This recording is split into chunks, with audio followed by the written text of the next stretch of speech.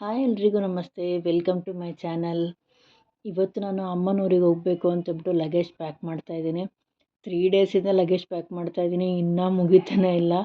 ಜೊತೆಗೆ ತಮ್ಮನ ಮದುವೆ ಬೇರೆ ಇದೆ, ಅದಕ್ಕೂ ಲಗೇಜ್ ಪ್ಯಾಕ್ ಮಾಡ್ತಾಯಿದ್ದೀನಿ.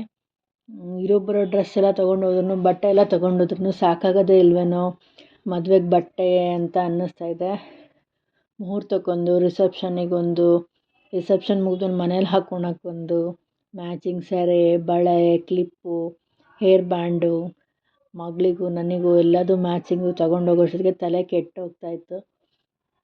ಮುಂಚೆನೇ ಸ್ವಲ್ಪ ಎಲ್ಲದೂ ಸೆಗ್ರಿಗೇಟ್ ಮಾಡಿ ಇಟ್ಕೊಂಡಿದ್ದೆ. ಇದು ಆ್ಯಕ್ಚುಲಿ ಜಿಪ್ ಲಾಕ್ ಕವರ್ಸ್ ಅಂತ ಬರುತ್ತೆ. ಇದು ನಾವು ಲಾಸ್ಟ್ ಇಯರು ದುಬೈ ಟ್ರಿಪ್ಪಿಗೆ ಹೋಗ್ಬೇಕಾದ್ರೆ ನಾನು ಇದನ್ನು ತೊಗೊಂಡಿದ್ದೆ. ಇದು ಆ್ಯಕ್ಚುಲಿ ವ್ಯಾಕ್ಯೂಮ್ ಮಾಡಿ ಇಟ್ಕೋಬೋದು. ಇದನ್ನು ತುಂಬ ಬಟ್ಟೆಗಳು ಹಿಡಿಯುತ್ತೆ ಆ್ಯಕ್ಚುಲಿ.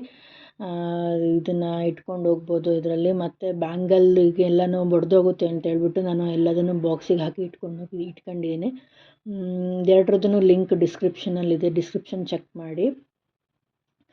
ಆಮೇಲೆ ಅಮ್ಮ ಮನೆಗೆ ಎಲ್ಲ ಲಗೇಜ್ ಎಲ್ಲ ಪ್ಯಾಕ್ ಮಾಡಿಕೊಂಡು ಹೋದ್ವಿ. ಆಮೇಲೆ ನೆಕ್ಸ್ಟ್ ಒನ್ ಡೇ ನಾವು ಅಲ್ಲಿ ವಾಕಿಂಗಿಗೆಲ್ಲ ಹೋಗಿದ್ವಿ. ಅಲ್ಲಿ ಯಾವಾಗಲೂ ನಾವು ರೆಗ್ಯುಲರಾಗಿ ಅಮ್ಮ ಮನೇಲಿ ವಾಕಿಂಗ್ ಹೋಗ್ತೀವಿ.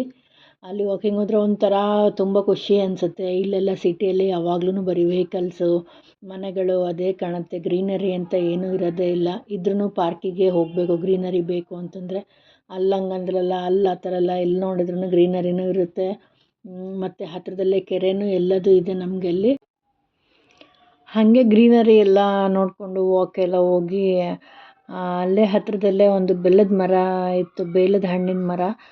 ಅಲ್ಲೋಗಿ ನಾವು ಬೆಲ್ಲದ ಹಣ್ಣು ಎಷ್ಟು ಟ್ರೈ ಮಾಡಿದ್ವಿ ಬೆಲ್ಲದ ಹಣ್ಣು ಕೀಳೋಕ್ಕೆ, ಅದೇ ಕೀಳೋಕ್ಕಾಗಲೇ ಇಲ್ಲ ನಮಗೆ. ಯಾಕಂದರೆ ತುಂಬ ಹೈಟಲ್ಲಿತ್ತು ಮರ. ಮತ್ತು ಕಲ್ಲೆಲ್ಲ ಹೊಡೆದ್ವಿ, ಕಲ್ಲಲ್ಲಿ ಹೊಡೆದ್ರೂ ಅದು ಒಂದು ಹಣ್ಣು ಕೆಳಗಡೆ ಬೀಳಲಿಲ್ಲ. ಒಂದು ಸ್ವಲ್ಪ ಬೇಜಾರಾಯಿತು, ಒಂದು ಹಣ್ಣು ಬೀಳಲಿಲ್ಲ ಅಂತೇಳ್ಬಿಟ್ಟು.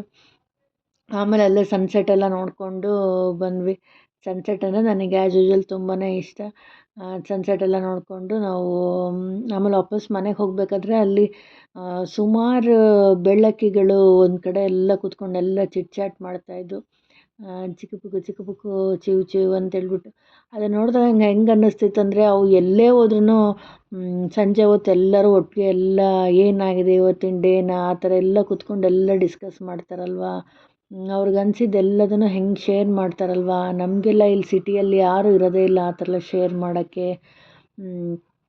ನಾವು ಗಂಡ ಬರೋ ತನಕ ವೆಯ್ಟ್ ಮಾಡ್ತಾನೆ ಇರಬೇಕು. ಅವರೂ ಬ್ಯುಸಿ ಇರ್ತಾರೆ, ಹೆಚ್ಚಾಗೇನು ಮಾತಾಡೋಕ್ಕೆ ಆಗೋಲ್ಲ. ವಿಲೇಜ್ ಲೈಫ್ ಎಷ್ಟು ಚೆನ್ನಾಗಿರುತ್ತಲ್ವ ಅಂತ ಅನ್ನಿಸ್ತಾ ಇತ್ತು ಹೇಳ್ಬೇಕಂದ್ರೆ. ಒಂಥರ ನಮಗೆ ಹಿಂಗೆ ವಾಕಿಂಗ್ ಹೋದರೆ ನನಗೆ ಯಾವಾಗ್ಲೂ ಖುಷಿನೇ. ಹಿಂಗೆ ಊರಲ್ಲೆಲ್ಲ ಹಿಂಗೆ ವಾಕಿಂಗ್ ಹೋದರೆ ಎಷ್ಟೊಂದು ಮೈಂಡ್ ಫ್ರೆಶ್ ಅಂತ ಅನಿಸುತ್ತೆ. ಆಮೇಲೆ ಅಲ್ಲಿ ಎಲ್ಲನೂ ಸನ್ಸೆಟ್ ಎಲ್ಲದೂ ನೋಡಿಕೊಂಡು ಆಮೇಲೆ ವಾಪಸ್ ಮನೆಗೆ ಬಂದ್ವಿ. ಮನೆಗೆ ಬಂದಮೇಲೂ ಮತ್ತೆ ಮಕ್ಕಳು ಮತ್ತೆ ಆಟಾಡೋಕ್ಕೆ ಹೋಗ್ತಾಯಿದ್ರು ಎಲ್ಲರೂ ಮಕ್ಕಳು. ಮತ್ತು ಹಳ್ಳಿಯಲ್ಲಿ ಇದ್ದಿದ್ದಷ್ಟು ದಿವಸನೂ ಮಕ್ಕಳು ಯಾವಾಗಲೂ ಆಟಾಡ್ತಾನೆ ಇರ್ತಾರೆ. ಮೊಬೈಲು, ಟಿ ವಿ ಎಲ್ಲ ಜಾಸ್ತಿ ಕೇಳೋದೇ ಇಲ್ಲ. ಯಾವಾಗಲೂ ಆ್ಯಕ್ಟಿವ್ ಆಗೇ ಇರ್ತಾರೆ, ಆಟಾಡ್ತಾನೆ ಇರ್ತಾರೆ.